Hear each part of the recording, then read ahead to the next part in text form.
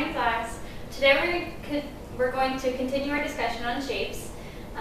Today we're going to focus on triangles. So triangles, right, when we were little, have three sides. They also have three interior angles, which means there are three angles on the inside of the shape.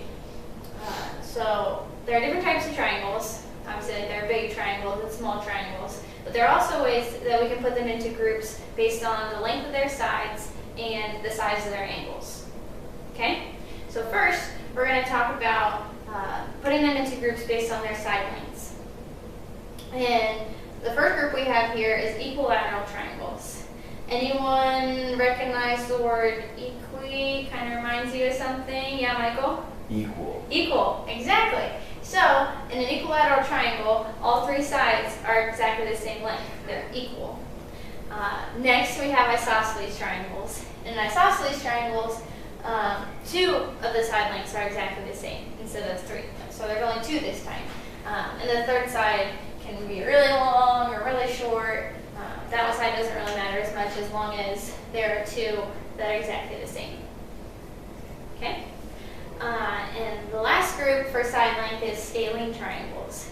In a scalene triangle, anyone have any guesses as to how many are the same length? Yeah, Mike? None. Exactly, good job. Okay, so in a scalene triangle, all three of the side lengths are different sizes. So you can have one really long one and the rest really short. It doesn't really matter. Okay, so the next category, we put them into groups based on the size of their angles. So yesterday when we were talking about angles, we talked about how to measure them. Anyone remember how to do that? Is it by degrees? Yeah, by degrees, exactly. Good job, Sam. So in a triangle, when you add up all of the angles on the inside, you get a certain number of degrees in every single triangle. They're all adds up to the same number. Anyone know how many degrees that is? Yeah, Michael? 360. Not quite. Yeah, Sam? Is it 180? Yeah, exactly. Good job. So there are 180 degrees inside every triangle. So you add them all up and it always equals 180. So the first group we have here are right triangles. Anyone remember from yesterday what a right angle is? How many degrees? Michael? 90 degrees. 90, exactly. So in a right triangle, one of the angles has 90 degrees. Okay, so the next group we have here is an obtuse triangle. In an obtuse triangle, one of the angles is obtuse, which we learned yesterday means that it's more than 90 degrees and less than 180. Okay? So you have one really big angle and the other ones are small. They're acute, which brings us to the next triangle, which is an acute triangle. Anyone, what do you think of when you think of an acute triangle? What does it kind of sound like a word? Acute triangle. Yes, Sam?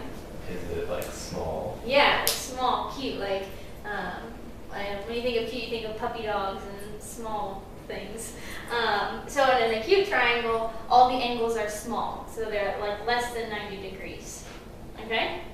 All right, so now we're going to do a little bit of practice drawing triangles and putting them into groups. Okay, so